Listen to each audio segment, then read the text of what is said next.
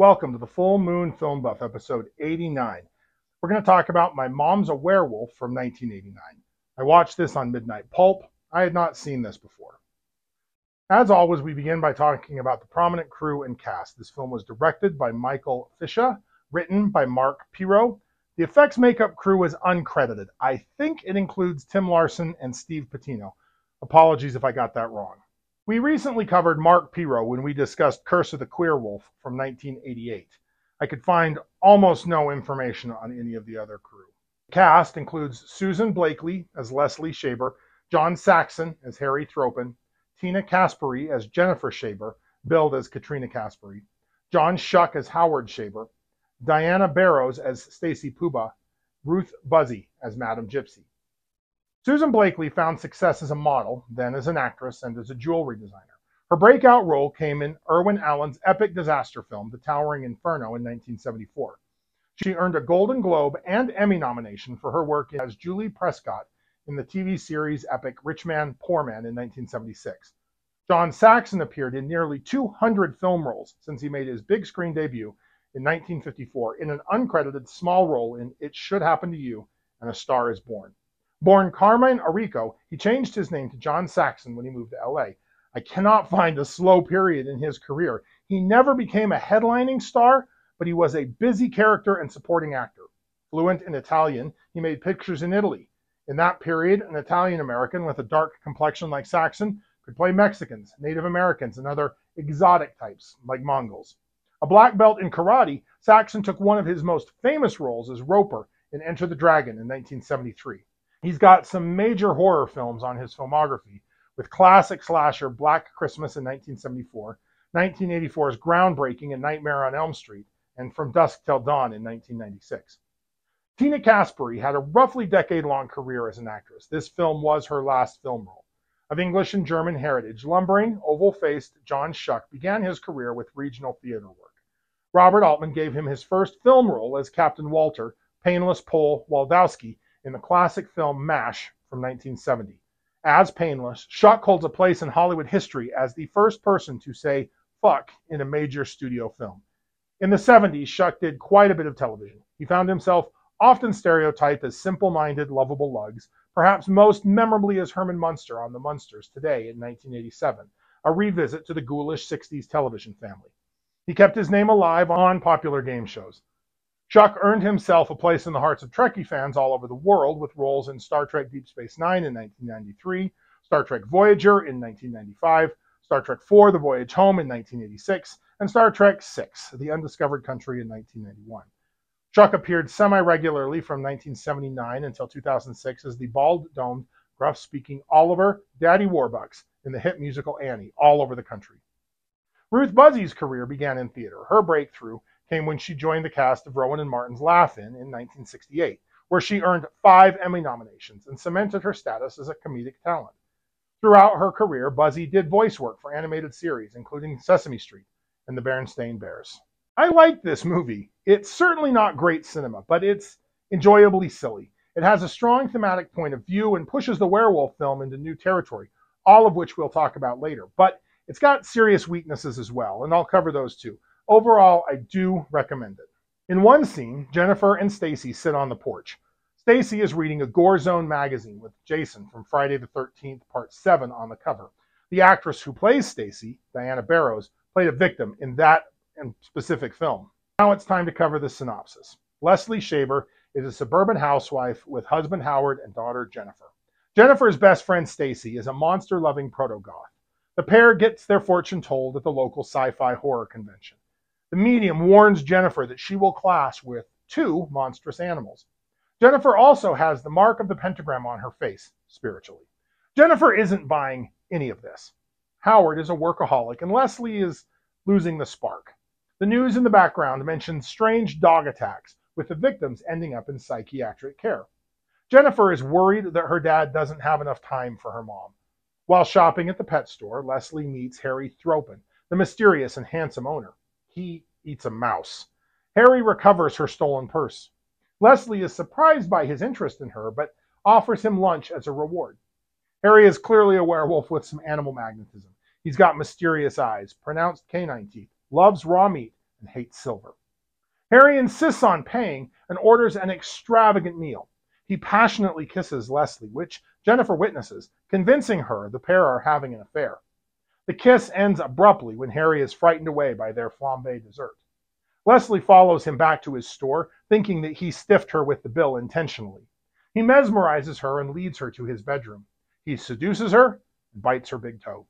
This snaps Leslie out of the trance, and she runs out. Harry lets her leave, saying he will be in her thoughts.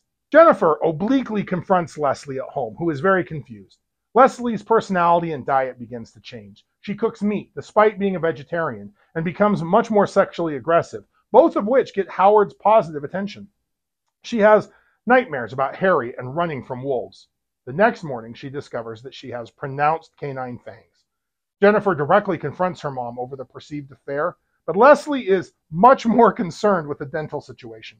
The dentist cannot file down the teeth, and she craves raw meat. By the time she gets home, the lycanthropic transformation is in full swing. Fur has begun to grow all over her body, and her ears become pointy. She hits on teenage boys at Jennifer's costume party. She attempts to permanently remove the body hair. Jennifer observes the attempt and is now aware her mother is turning into a supernatural creature. Harry arrives and mesmerizes Jennifer into leaving him alone with her mother.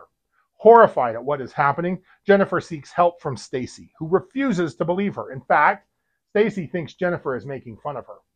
Upstairs, Leslie avoids Harry's attempts at seduction until Howard arrives home. Harry leaves, but warns Leslie that her husband will not accept her in her current state. Howard has brought home flowers and attempts to apologize. Jennifer seeks help from the gypsy who told her fortune. The following day, Leslie seems back to normal and goes about her typical routine. Jennifer and Stacy follow. During a beauty salon appointment, Leslie transforms again, and Stacy accepts that this is real. The girls must kill Harry before the full moon sets, or Leslie turns into a werewolf forever. The gypsy gave Jennifer very bad intelligence about what works against a werewolf, instead preparing her to fight vampires. Luckily, Stacy knows what's going on. Jennifer suits up in a makeshift armor and uses a silver fork attached to a spear to kill Harry and free her mom from the curse. The girls are the only ones who know what happened and tell everyone, including a small army of reporters. The film ends with Howard promising to be a better husband to Leslie. Stacy warns Jennifer that they must perform an exorcism on Harry's body or she will become a werewolf within 24 hours. Exhausted, Jennifer just hangs up on her friend and yawns to reveal long, protruding fangs. The film features two distinct transformations. Leslie's initial change, which unfolds gradually over days, occurring in sporadic bursts. In contrast, the climactic metamorphosis of both Harry and Leslie happens rapidly. Leslie's slow transformation proves highly effective. Subtle changes like teeth are easily concealed, while altered ears present more challenge. The growth of body and facial hair become nearly impossible to hide, creating ample opportunities for both visual and verbal humor. The comedy is enhanced by Leslie, an attractive woman, grappling with changes typically not associated with femininity. A particularly amusing scene involves Leslie frantically shaving her newly grown body hair, while impatient teenagers wait to use the bathroom during a party. However, the final confrontation lacks the charm of the earlier transformations. The werewolf costumes appear subpar, and the transformations feel rushed. The bedroom wrestling scene between the two transformed characters comes across as underwhelming and disappointing. In my view, this weak ending diminishes the overall quality of the film. It seems that the creators had an excellent concept for a werewolf movie, but struggled to craft a satisfying conclusion, resulting in a chaotic and abrupt ending. Now, this film adheres closely to traditional werewolf lore. The key elements are all present. Lycanthropy spreads through bites. Werewolves are vulnerable only to silver and fire, and the full moon exerts a powerful influence on their transformation. However, the movie introduces a few unique twists. Harry, the werewolf character, possesses mesmerizing abilities, much more commonly associated with vampires. While the crossover of supernatural traits isn't unprecedented, it's certainly not typical. Much more notably, however, the film presents a novel concept: curing lycanthropy by killing the werewolf responsible for the initial infection. This idea has since become a popular trope in werewolf fiction, but this may be one of its earliest appearances in cinema. My initial research suggests that this concept might have first emerged in the 1987 television series Werewolf, which I am watching right now, and it is there. However, I'm interested to know if any viewers are aware of earlier instances of this trope in werewolf stories, whether in film, literature, or other media. Let me know if you're aware of anything or if this is the first movie that tackles it. Moving on to the themes, the primary thematic focus of this film is the Shaber marital relationship. Jennifer is saving the marriage before she's saving her mom. The movie has a point of view, ending with Howard promising to be a better husband, but it actually has a pretty balanced and nuanced perspective. Marriages can gradually lose their spark over time. This erosion of passion is rarely the fault of one partner alone. Instead, it typically results from a combination of actions and inactions on both sides. Both Howard and Leslie are responsible to varying degrees for the stagnant state of their marriage. So first, let's look at marriage in general, and then let's focus on this specific relationship. Communication breakdown is a significant factor. Both partners may assume that they know what the other is thinking or feeling, leading to misunderstandings and unmet expectations. One partner might withdraw emotionally, believing the other no longer needs verbal affirmation. One partner may stop expressing their needs, assuming that the other should intuitively understand them.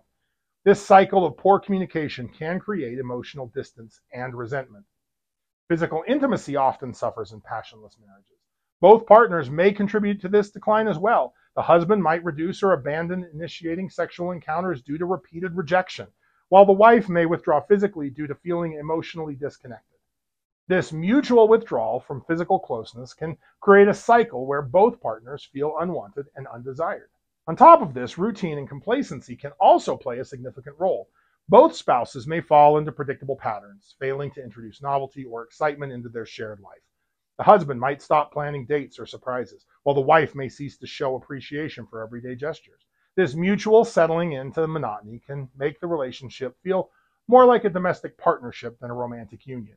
External stressors and misaligned priorities can further strain a marriage.